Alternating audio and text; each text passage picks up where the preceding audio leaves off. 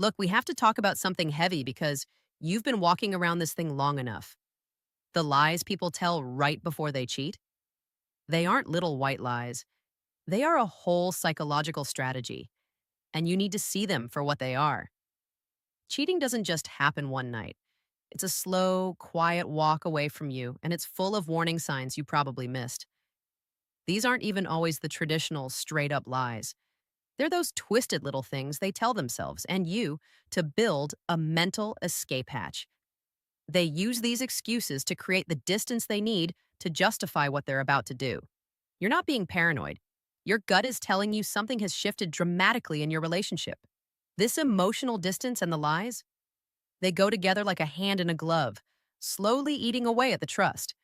It starts small with half truths and little evasions. Before you know it, that distance is wide enough for infidelity to take root. We're going to look at the four biggest lies people drop. You need to understand the psychology behind them so you can either fix the damn problem now or finally admit that they've already checked out. Lie number one: I just haven't been in the mood lately. Come on, this is the most common excuse for a sudden drop in physical intimacy. They frame it like it's a passing phase, like it's just the stress of work or being tired from the kids. Sure, people get stressed. But when that excuse becomes a pattern, that's not tiredness. That's a signal. The truth behind the withdrawal. Here's the thing: sex and emotional connection are tied together in a long term relationship. When they keep pulling away physically, it's not really about the physical act itself. Research is clear on this. Sexual desire in a relationship is heavily driven by emotional connection. What this lie really means is they have shifted their emotional investment. They're redirecting that energy somewhere else, maybe without even realizing it. Think about it. Physical intimacy demands vulnerability and being emotionally present. If they're already emotionally checking out, being that close to you becomes uncomfortable, maybe even impossible. The famous therapist Dr. Esther Perel talks about desire. When they start to emotionally withdraw, they're not building distance to save desire. It's because their desire has already moved on. The physical withdrawal is just a symptom of the emotional cancer, the infidelity connection. Emotional detachment always gets there before the physical cheating does. Someone who has emotionally disengaged, they've already taken the first steps to finding that fulfillment somewhere else. The actual cheating? That's just the cleanup after the emotional foundation has already crumbled. What makes this so sneaky is that they might not even get it themselves. They genuinely may not be in the mood with you. But that doesn't mean their libido is gone. It means their desire has been redirected. It's gone toward a new idea, a new person, or just plain away from the relationship you're in. Red flags that go with this lie. You need to pay attention when the lack of intimacy is paired with other weird changes. Sudden glow up. They start hitting the gym hard, revamping their whole wardrobe, changing their grooming habits, and it feels disconnected from you. They're trying to attract attention from someone else. Intimacy barriers. They start building new obstacles. They come to bed way later than you, suddenly need separate sleeping space for a flimsy reason, or just find excuses to avoid situations where you might naturally get close. The excuses might seem fine individually, but the pattern is intentional avoidance. The reaction. How do they respond when you bring it up? Do they actually show concern and want to work on it? Or do they get defensive, dismissive, or even turn the blame on you for being too demanding? That defensive response is a huge warning sign that the withdrawal is a fundamental shift in how they see the relationship. Lie number two: I just want to focus on myself right now. Self-care is great. Personal growth is necessary for a healthy person and relationship. But when this phrase is used to justify increasing distance, that's not healthy growth, friend. Self-improvement or self-isolation. There's a massive difference here. Healthy self-care is doing things like hobbies, seeing friends, or hitting career goals, and it ultimately benefits the partnership. Crucially, it doesn't require secrecy or distance from you. The lie that precedes cheating looks completely different. They deliberately start pushing you out of big parts of their life. They get obsessed with a new hobby or a new friend group, and they're weirdly secretive about it. If you show interest in being involved, they resist. Psychologically, this is compartmentalization. They are literally building mental walls between their life and your life. They're making it normal to have whole dimensions of their existence that you aren't part of. They're constructing the mental architecture for cheating. The link to infidelity. This lie is their transition excuse. They haven't cheated yet, but they are mentally preparing the groundwork. By claiming they need space and independence, they are creating the time, opportunity, and the moral excuse to look elsewhere. They use this self focus to spin their distance as something positive and healthy. Their internal story is they aren't abandoning the relationship, they're prioritizing their own growth. That reframing is the critical step that allows them to rationalize the betrayal. People who cheat rarely think they're bad people. They just create a whole story that justifies their actions. This lie transforms relationship avoidance into a story of self discovery. Behavioral signs to watch. For when this lie is active, the patterns are clear. Exclusion. A big jump in solo activities and social plans that specifically don't include you. They suddenly guard their time and experiences. Asked to join? You get resistance or an excuse about needing me time. Vague communication. Listen to how they talk about their plans. I'm meeting Sarah and Tom at the new Italian place turns into just, I'm going out with friends. This vagueness isn't just accidental, it's about controlling information and leaving room for future lies. No future talk. Discussions about shared goals, trips, or long term plans suddenly make them uncomfortable or they dodge the conversation. They avoid the future because they aren't sure you're in it. Tech secrecy. Suddenly intense password protection, taking calls in private, or acting uncomfortable when you're near their phone. Look, privacy is one thing, but a sudden escalation in secrecy is a clear sign that something is being hidden. Lie number 3. You're being too controlling, possessive. This one is the most psychologically manipulative move in the whole playbook. They pull this card when you ask perfectly reasonable questions about their weird behavior. They get the spotlight off their shady actions and shine it right back on your supposed character flaws. The gaslighting and deflection play. At its heart, this is a classic gaslighting technique. Gaslighting is when they manipulate you into questioning your own judgment and sanity. When they call you controlling for expressing a legitimate concern, they're trying to make you doubt if your feelings are even valid. They use your fear of being seen as insecure or jealous against you. By framing a normal request for accountability as possessiveness, they weaponize your fears. You end up second guessing your own damn intuition. The genius of this lie is that it completely flips the script. The person doing the suspicious stuff doesn't have to explain anything.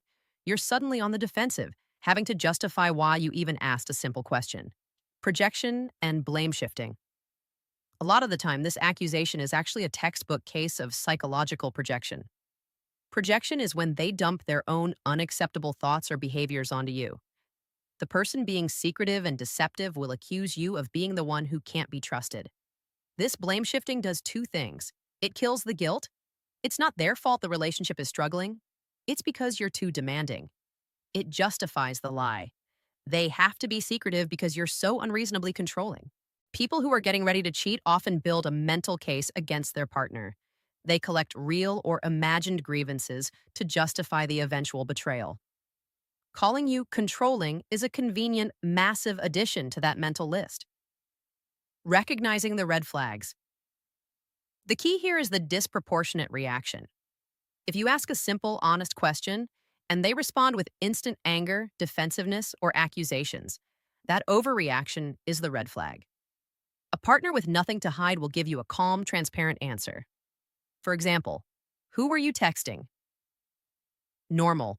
Just Sarah from work about the project deadline. Red flag. Why do you always need to know everything I'm doing? You're so controlling. Can't I have any privacy? That dramatic escalation means they're defending something bigger than just the question. Also, watch if they start painting you as an overbearing partner to friends or family. That's them trying to gain sympathy and preemptively discredit you in case you find out and speak up. Lie number 4. I just want us to be honest with each other. It sounds so good, right? Honesty and transparency are supposed to be the bedrock of trust. But when they say this while preparing to cheat, It's a sophisticated, sleek manipulation tactic. It creates this illusion of openness while they're actually tightening their control over what you know. The reality of selective honesty. The messed up part is that it has a sliver of truth.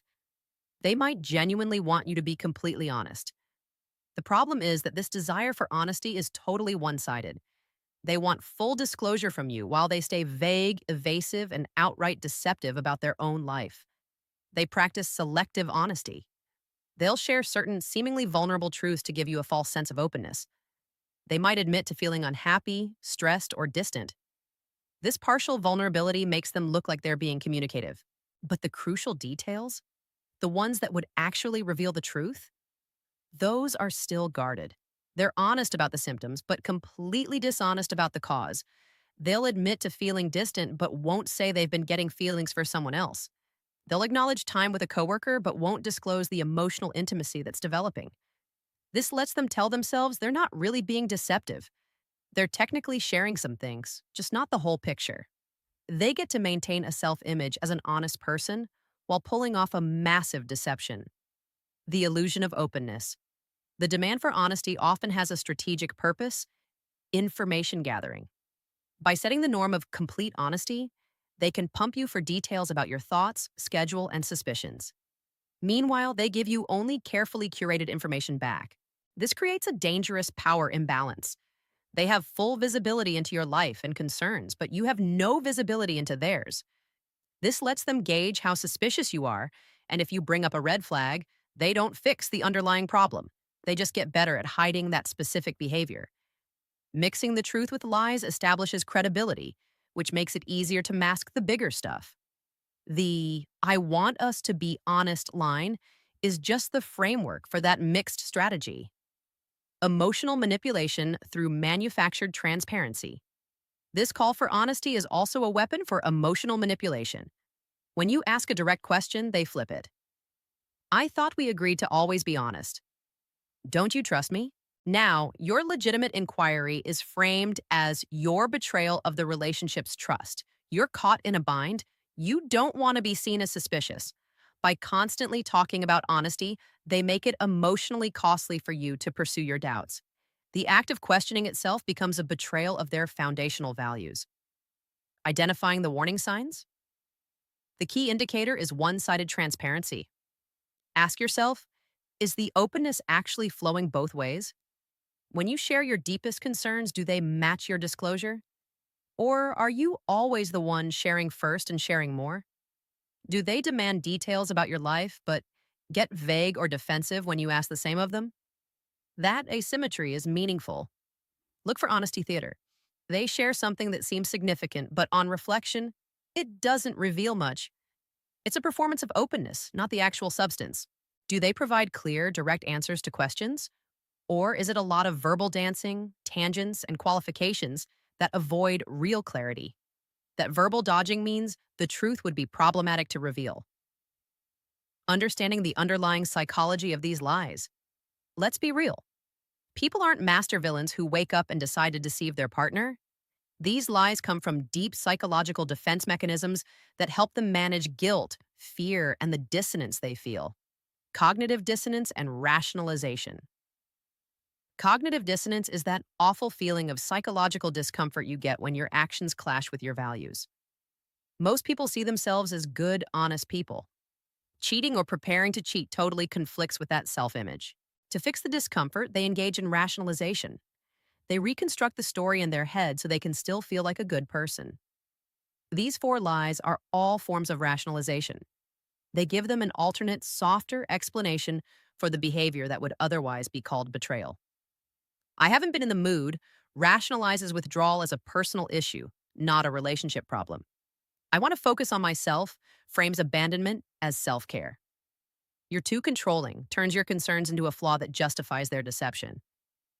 "I want us to be honest" gives them an illusion of integrity while they're being selectively dishonest. Research shows that people who cheat keep a surprisingly positive self-image because they rationalize so heavily. In their mind, they're not bad people making bad choices. They're good people making a reasonable response to a difficult situation. Defense mechanisms, denial and projection. They lean hard on classic defense mechanisms. 6. Denial. They just refuse to acknowledge the uncomfortable reality. They'll insist their emotional involvement with someone else is just friendship.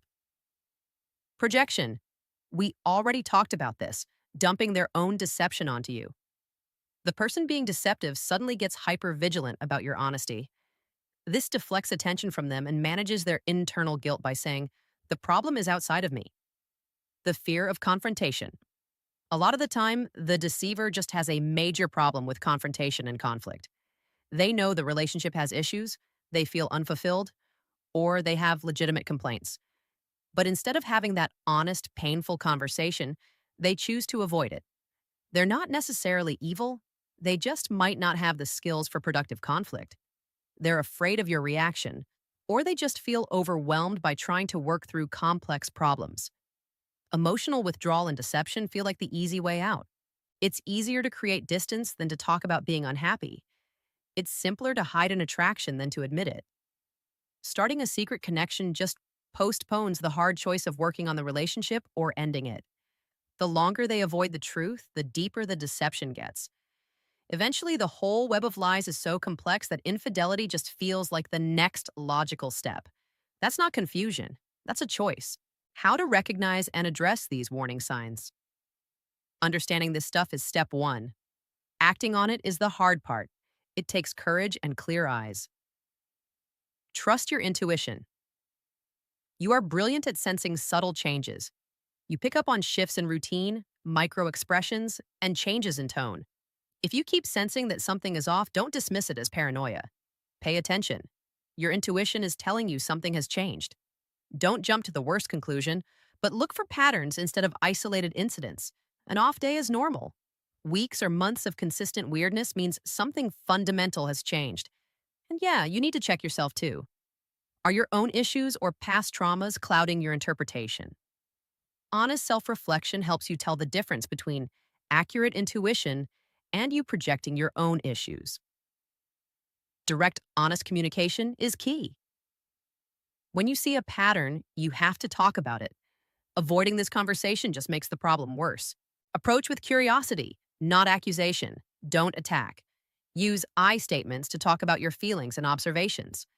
Example, instead of, you've been distant and are hiding something, try, I've noticed we haven't been as physically intimate lately, and I feel disconnected from you. Can we talk about what's going on for both of us? This opens a dialogue. It also lets you see how they respond. Someone still committed will engage, even if they don't have all the answers.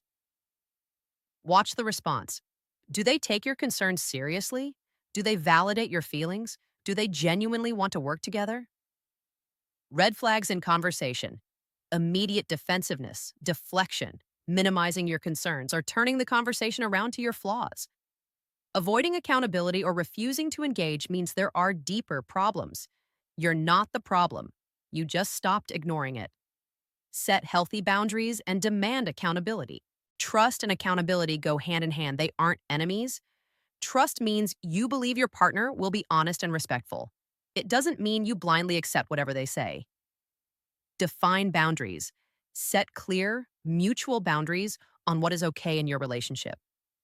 For example, being transparent about new close friendships with people you're attracted to. This is about maintaining trust, not control.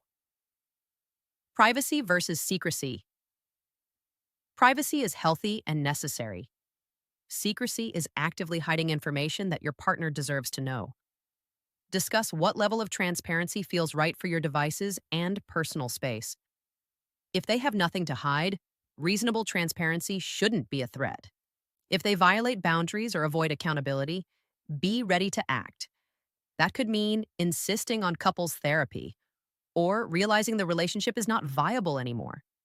Your willingness to enforce boundaries tells them and yourself that you won't be treated poorly. Actionable steps for calling out each lie for, I haven't been in the mood lately. Acknowledge the stress, but immediately pivot to emotional connection. Suggest a medical checkup to rule out the physical, but if that's clear, insist on couples therapy to look at the emotional core. For I want to focus on myself right now. Support the real growth, but demand connection be maintained. Ask to be included where it's appropriate. If they keep walling you off, call it out directly. Why do you feel the need to exclude me from so much of your life? And what does that mean for our future? For you're being too controlling. Check yourself first. Are you truly being unreasonable? If your concerns are valid, don't let yourself be gaslit. Calmly repeat your original concern and state that calling you controlling doesn't answer the actual question.